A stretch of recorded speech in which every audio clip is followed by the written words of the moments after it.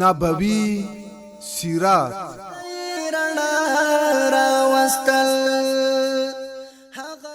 د سیرت خپرونه هر ورځ د سهار له 6:30 دقیقو تر 7 بجو پورې له شریعت غږ راډیو څخه واورئ.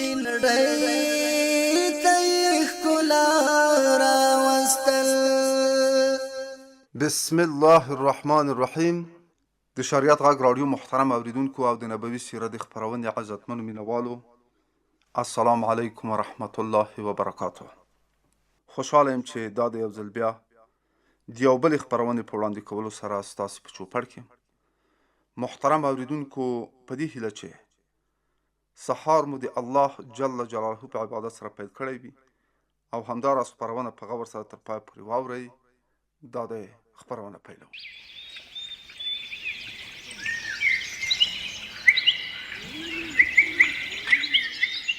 ښاغلو او آغلو اوریدونکو، په دې خپرونه کې غواړم چې د الله جل جلاله د عبادت په اړوند تاسو دیندارو او معزز اوریدونکو ته ځینې معلومات در واوروم. په تیرو خپرونو کې دا حدیث تیر شوی ده چې د اسلام ودانۍ په 5 شیانو ولاړه ده. په دې شیانو کې سربیره په توحید او رسالت، نور 4 شیان یعنی لمونځ، روژه، حج او زکات په عبادتونو کې داخل دي چې په هغو کې له ټولو نه لومړی عبادت لمونځ دی او د لمانځه د صحت لپاره اسلام څو شرطونه ټاکلي دي. په دې شرطونو کې له ټولو نه لومړی او ضروري شرط طهارت یعنی پاکی ده. د طهارت معنا دا ده چې د لمونځ کوونکي جسم او جامې د هر ډول ظاهري او معنوي ټولو پلیتیو څخه پاکي وي. په اسلام کې چې طهارت ته کوم مقام ورکړل شوی ده، د دغه مقام اندازه او اټکل تاسې له دې خبرې څخه کولی شئ چې د دوهم وار وحي څخه چې د احکامو او فرایضو آغاز او ابتدا وشوه، نو په دې دوهمه وحي کې د توحید نه وروسته دوهم حکم د طهارت حکم وشو چې الله پاک فرمایي: ای څادر اغوستونکیه، پاڅه او خلق وویروه او د خدای جل جلاله لویي بیان کړه او خپل کالي پاک کړه او ناپاکي پرېږده. که څه هم په عمومي ډول د کالیو د پاکوالي څخه د زړه د پاکوالي او ناپاکۍ څخه د بت پرستۍ معنا اخیستل شوې ده، خو سره د دې له دې څخه د ظاهري طهارت او پاکوالي د اهمیت اټکل هم کېدلی شي. له لمانځه نه وړاندې اودس کول ضروري دي. د دې فرضیت ثبوت د اسلام له ابتدا نه ثابتېږي. په تاریخ او د سیرت او حدیثونو په ځینو روایتونو کې راغلي دي چې د اودس چل او طریقه حضرت جبرائیل علیه السلام د وحی په ابتدا کې حضرت جناب پیغمبر صلی الله علیه وسلم ته ښودلې ده. حاکم په خپل مستدرک نومي کتاب کې له حضرت ابن عباس رضی الله تعالی عنه یو روایت را نقل کړی ده. له دغه روایت نه څرګندېږي چې حضرت جناب پیغمبر صلی الله علیه وسلم به د هجرت څخه وړاندې هم اودس کاوه. لیکن د محدثینو یعنی د حدیث د پوهانو په اتفاق په قرآن عظیم شان کې د اوداسه حکم په مدینه منوره کې نازل شوی. الله پاک فرمایي: ای مؤمنانو چې په لمانځه درېږئ نو مخونه او تر ځنګلو پورې لاسونه ومینځئ او په سرونو باندې مسح وکړئ او پښې ته خنګرو پورې پرېمینځئ. دا مبارک آیت په سوره مائده کې دی او د دې سورت ډیر آیتونه د هجرت نه 4-5 کاله وروسته نازل شوي دي. د دې مبارک آیت په اړه امام بخاری رحمت الله علیه په څرګند ډول لیکلي دي چې دا آیت د تیمم د آیت سره یو ځای نازل شوی ده او د تیمم آیت په 5 هجري کال کې نازل شو. نو په دې اساس اکثره پوهان دا نظریه لري چې په اوداسه خو له پخوا څخه عمل کېده، مګر په قرآن مجید کې د اوداسه د فرضیت حکم له هجرت نه 4 یا 5 کاله وروسته نازل شو. داسې معلومیږي چې په ابتدایي وختونو کې به خلکو په ډیره بیړه اودسونه کول او په دغه بیړه کې به له هغه نه په اوداسه کې ځینې ځایونه وچ پاتې کېدل، لکه چې په 6 هجري کال او یا له دې نه وروسته په یوه سفر کې چې پیغمبر علیه الصلاة والسلام د مکې معظمې نه بیرته راته، نو په دغه وخت کې ځینې خلکو په منډه یو تالاب ته ورغلل او ژر ژر خپل مخونه او لاسونه او پښې ومینځل، چې په دې خلکو کې د ځینو پوندې او ځینو خنګري وچ پاتې شوي وو. کله چې رسول الله صلی الله علیه وسلم د دوی دغه وضعیت ولیده، نو ورته یې وفرمایل په دې پوندو د دوزخ عذاب وي، اودسونه پوره کړئ، له دې وخت نه د اوداسه اسباغ یعنی په سکون او اطمینان د اوداسه د ټولو فرایضو ادا کول لازم او ضروري وګڼل شول. حضرت جناب پیغمبر صلی الله علیه وسلم د اوداسه اسباغ فضائل بیان کړ. په اول ابتدا کې د چا اودس به چې مات شو او که نه د هر مانځه لپاره به یې نوی اودس کاوه، خو وروسته له دې کله چې په عامو مسلمانانو د جبر او تکلیف سبب نشي، د هر مانځه لپاره اودس لازم ونه ګڼل شو، چې جناب پیغمبر د دې خبرې اعلان په عملی ډول د مکې معظمې د فتح او نیولو په وخت کې وکړ.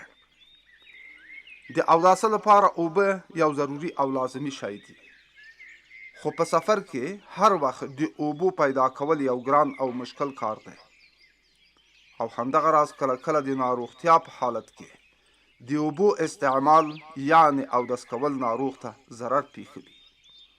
له دې کبله په 5 هجري کال کې د تیمم آیت نازل شو چې الله پاک د مائده مبارکه سوره کې فرمایي که تاسو ناروغ یاست یا په سفر کې یاست او یا له تاسو څخه څوک د ضرورت د ځای څخه راشي یا تاسو ښځو ته نږدې شوي یاست او اوبه پیدا نه کړای شي، نو پاکه خاوره راواخلئ او په هغه تیمم یعنی مخ او لاسونه مسح کړئ، یعنی هغه په مخ او لاسونو ومخئ. الله به تاسې هیڅ ډول سختی کول نه غواړي، بلکې دا غواړي چې تاسې پاک او صاف کړای شئ او خپل احسان یې ورکړی ده، د دې لپاره چې تاسې شکر وکړئ. د دې آیت شان نزول دا دی چې په 5 هجري کال کې حضرت محمد مصطفی صلی الله علیه وسلم د بنو مصطلق له غزا نه بیرته راته. په دې سفر کې ام المؤمنین حضرت عایشه رضی الله تعالی عنها هم له دوی سره ملګري وه. کله چې د دوی قافله د مدینې منورې خوا کې یو ځای ته راورسېده، نو په دغه وخت کې اتفاقا د ام المؤمنین د غاړې امیل چیرته لوېدلی و. په دغه ځای کې قافلې واړول. کله چې د لمانځه وخت راغی او صحابه و کرامو د اوداسه لپاره اوبه ونه موندلې، نو ټول پریشانه شول. چې پیغمبر علیه الصلاة والسلام د دوی له دغسې پریشانۍ نه خبر شو، نو په دغه وخت کې د تیمم آیت نازل شو. په دې اجازت او حکم مسلمانان زیات خوشحاله شول او حضرت اسید ابن حضیر یو صحابي له ډېرې خوشحالۍ نه وویل ای د ابوبکر کورنۍ، تاسې د خلکو لپاره د برکتونو پانګه یاست. بل لمونځ د حضرت جناب پیغمبر د بعثت سره سم او یو ځای فرض کړای شوی ده، لکه چې په دوهمه وحی کې حکم وشو د خپل خدای لویي یعنی تکبیر بیان کړه. آیا له دې تکبیر څخه بې له لمانځه بل کوم مطلب اخیستل کېدای شي؟ خو هر کله چې تر 3 کلونو پورې اسلام ته رابلنه په پټ او مخفي ډول کېدله او په ښکاره ډول لمونځ کول یو ناممکن او ناشونی کار و، د دې کبله یوازې په شپه کې تر ډېره وخته پورې د لمونځ کولو حکم و او په ورځ کې کوم لمونځ نه و فرض شوی، لکه چې په سوره مزمل کې دغه صورت د قرآن عظیم شان د ابتدایي صورتونو څخه دی. دا حکم په څرګند او صریح ډول راغلی ده چې لوی خدای جل جلاله فرمایي ای په شړۍ کې بیده کېدونکیه، په شپه کې پرته له لږ ساعت نه ټوله شپه لمونځ کوه، تر نیمې شپې یا له دې څخه هم لږ کمه کړه یا له دې څخه هم څه ډېره کړه، او قرآن په دمه دمه لوله. موږ ژر ستا په غاړه د یوه دروند او درندې خبرې اچونکي یو د شپې پاڅېدل نفس ډیر مغلوب کوي او دغه وخت د دعا لپاره مناسب وخت هم دی. ته د ورځې ډیر مصروفیتونه لري، د خپل پروردګار نوم واخله او له ټولو نه جلا او یوازې د هغه په حضور کې حاضر شه. له دې نه وروسته د سهار او ماښام نور دوه رکعتونه لمونځ فرض شول. د دهر مبارکه سوره کې لوی خدای جل جلاله فرمایي سهار او ماښام د خدای نوم واخله او د شپې تر ناوخته پورې هغه ته سجده کوه او د هغه تسبیح وایه. د شپې تر ناوخته پورې چې د لمونځ کولو کوم حکم و تر یوه کال پورې په خپل حال پاتې شو، لکه چې حضرت عایشې رضی الله عنها ویل تر یوه کاله پورې په دې حکم حضرت جناب پیغمبر او صحابه و کرام رضوان الله تعالی علیهم اجمعین عمل کاوه. لکه چې په ډیرو لمنځونو او درېدلو به د دوی مبارکې پښې پړسېدلې. له یوه کال نه وروسته دغه فرضیت منسوخ شو او دا حکم وشو چې لوی خدای جل جلاله فرمایي ستا پروردګار پوهیږي چې ته د شپې د 2 برخو څخه کم او تر نیمې شپې او د شپې تر 3 نیمې برخې پورې لمونځ کوي او تا سره نور خلک یې کوي. یوازې خدای د شپې او ورځې اندازه کوي. هغه پوه دی چې تاسې هغه نشئ شمیرلی. په تاسې هغه مهرباني وکړه اوس چې څومره کولی شي همغومره په لمانځه کې قرآن عظیم شان لولئ. هغه پوهیږي چې په تاسې کې به ناروغان هم وي او مسافران هم. څوک د روزۍ په لټه کې سفر کوي او نور خلک د خدای په لاره کې د جهاد سفر کوي. نو اوس چې څومره مو له وسې کېږي همغومره قرآن ولولئ.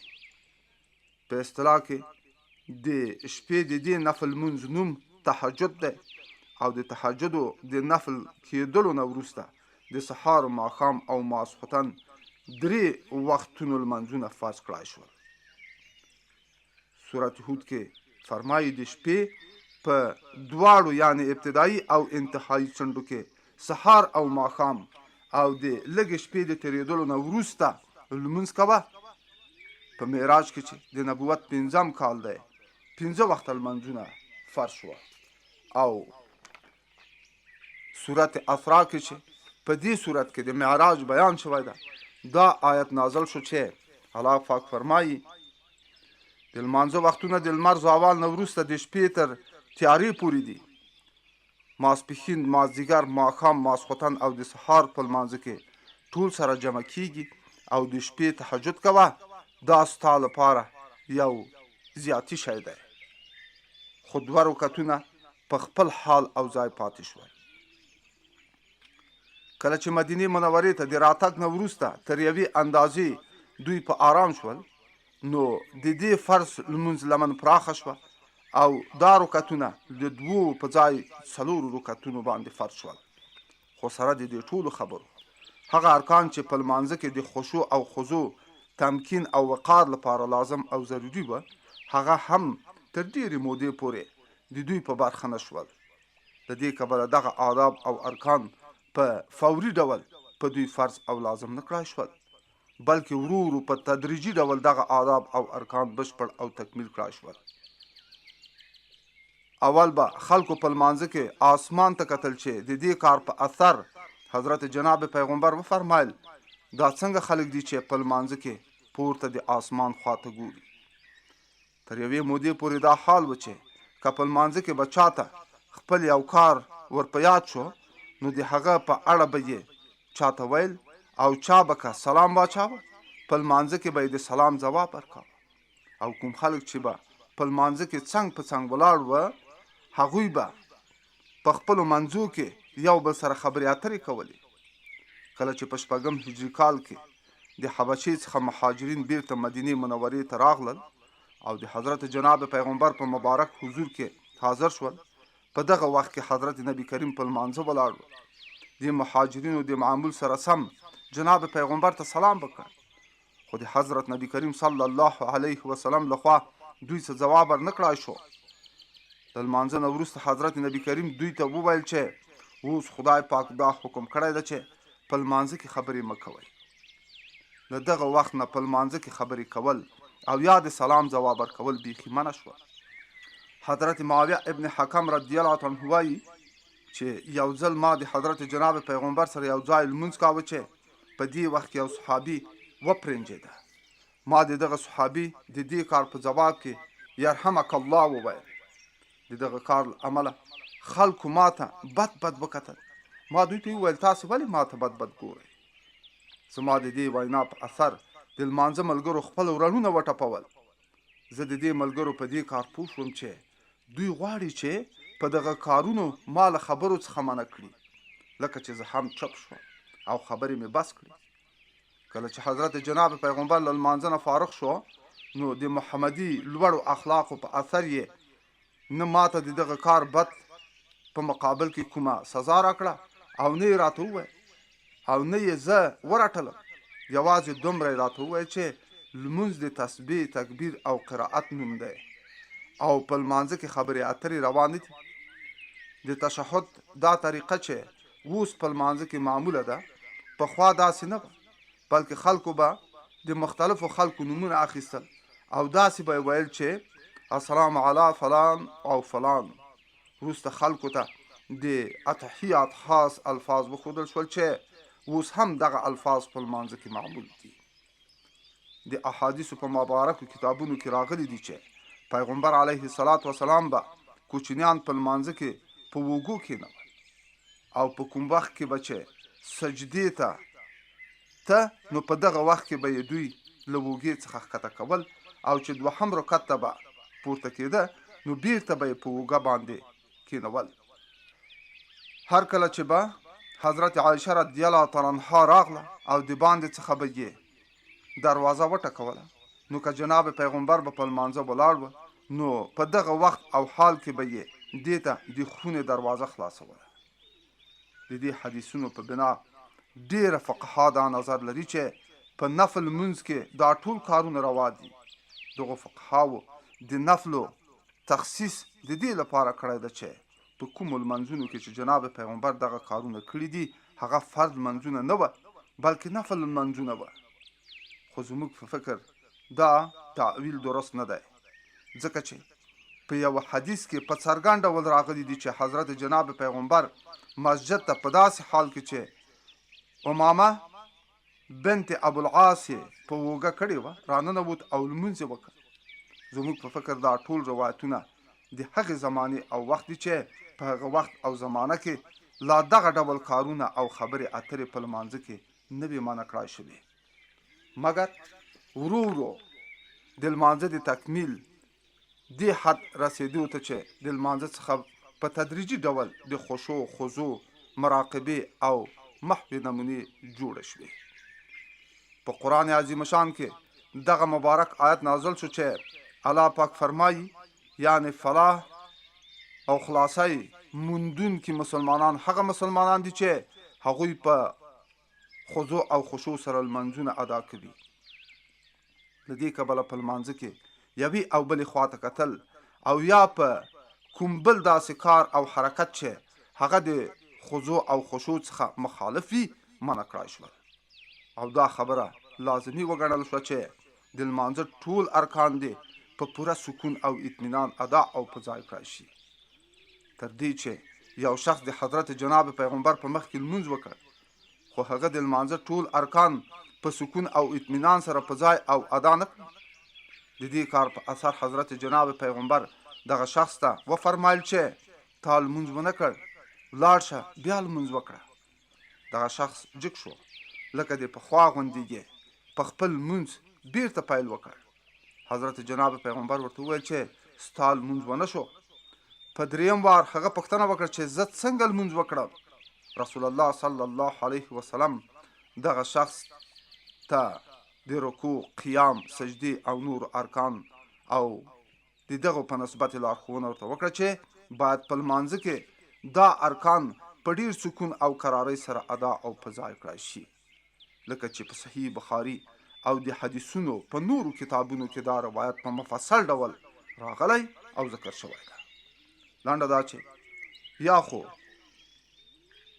دا حال و چې یو ځل جناب پیغمبر د جمعې لمونځ کوه چې په دغه وخت کې د شام نه د تجارت قافله راغله او کله چې خلکو د قافلې د را رسېدو اوازونه واورېده نو پرته له 10 تنو څخه نور ټول هغه خلک چې له دوی سره یې په لمانځه کې ګډون کړی و په منډه منډه د قافلې خواته ورغلل. د دې خلکو د دغه کار په اثر دغه مبارک آیت نازل شو چې الله پاک پکې فرمایي کله چې خلک تجارت یا لوبه او ننداره وبیني او هغوی ته ورمنډه کړي او یا یوازې ولاړ دې پرېږدي ته ورته ووایه هر څه چې خدای څخه دي هغه د تجارت او لوبو او نندارو څخه غوره او ښه دي. او بیا د حضرت جناب پیغمبر د ښوونې او روزنې تعلیم و تربیې په اثر د مسلمانانو دا حال شو چې یو انصاري د لمانځه په حالت کې 3 وارې په غیشي وویشتل شو لیکن دی د خپل لمونځ نه ونه ګرځېد او لمونځ مات نه کړ او دا ځکه چې کوم صورت چې د په لمانځه کې لوسته د هغه معنوي خوند د دغه غیشو له دردونو څخه ډېر زیات و.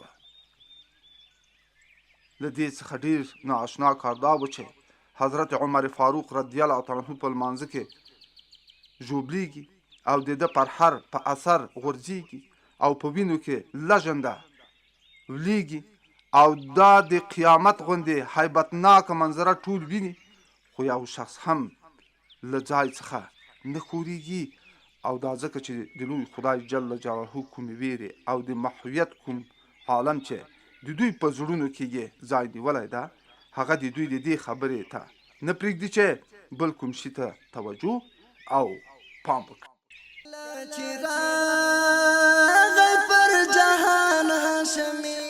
د سیرت خپرونه هره ورځ د سهار له 6:30 تر 7 بجو پورې له شریعت غږ راډیو څخه واورئ.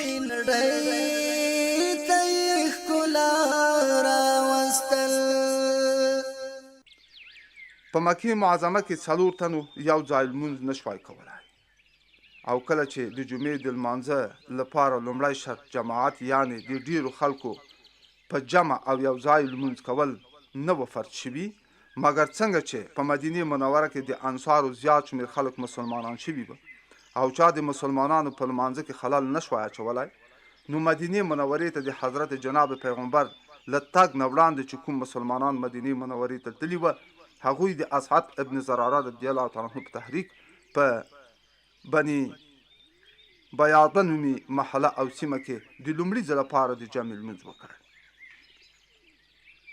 چې مصعب ابن عمر د دغه لمانځه امامت وکړ. په دې لمانځه کې 40 تنو صحابه و کرامو ګډون کړی و. نو له دې وروسته چې کله جناب پیغمبر مدینه منورې ته ولاړ نو لومړی په قبانومي کلي کې ایثار شو او له دې کلي څخه د روانېدو لپاره یې قصداً د جمعې ورځ وټاکله. کله چې دوی بنو سالم نومي سیمې ته ورسېدل په دغه وخت کې د لمانځه وخت شو لکه چې جناب پیغمبر له ټولو نه د جمعې لومړی لمونځ په همدغه ځای کې وکړ. دا د لومړي هجري کال د ربیع الاول د میاشتې لومړۍ پیښه او واقعه ده. د مدینې منورې نه د باندې د عربو په نورو برخو کې د مسلمانانو ډیر زیات شمیر په جواسا نومي ځای کې وه. دغه ځای د بحرین په منطقه کې وه. د حضرت ابن عباس رضی الله عنهما روایت دی چې د نبوي مسجد نه وروسته د جمعې له ټولو نه لومړی لمونځ په همدې جواسي نومي ځای کې ادا شوی و. خو په ظاهر کې د جمعې د لمونځ اهتمام په اول کې چې څومره مناسب و هغومره نه و. وړاندې موږ بیان کړ دا خبره تیره شوې ده چې یو ځل جناب پیغمبر خلکو ته د جمعې لمونځ ورکاوه او په بل روایت کې راغلی دی چې حضرت جناب پیغمبر د جمعې خطبه لوستله چې په دغه وخت کې د شام نه د غلي قافله راورسېده. د قافلې د رارسېدو سره سم ټول خلک قافلې ته ورغلل او په مسجد کې یوازې 12 او په بل روایت کې 40 تنه پاتې شول. د دغو خلکو د دې کار په اثر دا مبارک آیت نازل شو چې الله پاک فرمایي ای د ایمان خاوندانو هر کله چې د جمعې لمانځه ته راوبلل شئ نو د خدای پاک یاد ته منډه وکړئ. پلورل او پیرودل پرېږدئ دا کار ستاسې لپاره ښه نه دی. که تاسې وپوهیږئ څنګه چې د لمانځه نه فارغ شئ نو په ځمکه کې خپاره شئ او د خدای روزي وپلټئ او خدای پاک ډیر یادوئ د دې لپاره چې خلاصون مومئ. هغه وخت چې خلک تجارت، لوبې او ننداري وبیني نو په هغه ورمات او ورغونډ شي او تا ای پیغمبره ولاړ پرېږدي. ته ورته ووایه هر څه چې د خدای تعالی سره دي هغه د تجارت، لوبو او نندارو څخه ډېر ښه دي او پاک خدای روزي ورکوونکی دی. له دې نه وروسته د مسلمانانو حال دا شو چې د لمانځه په مقابل کې دوی ته د ټولې نړۍ خزانې هیڅ نه ښکارېدې. پاک خدای جل جلاله د دې خلکو په ستاینه کې وفرمایل دا هغه خلک دي چې تجارت راکړه ورکړه دوی د خدای له یاد څخه نه غافله دي. د اختر لمونځ هم مدینې منورې ته د راتګ نه وروسته قایم کړای شو، خو په هغه کال کې چې حضرت رسول اکرم صلی الله علیه وسلم مدینې منورې ته ورغی په دغه کال کې د اختر لمونځ ونه شو، بلکې د اختر لمونځ په 2 هجري کال کې سنت کړای شو. د دې کار سبب دا و چې د اختر لمونځ د رمضان تابع دی او د رمضان المبارک د میاشتې روژې د هجرت په 2 کال کې فرض شوي دي. دا و زموږ د نن ورځې د خپرونې راټول شوي مطالب چې موږ تاسو ته د دې خپرونې له لارې در واورول.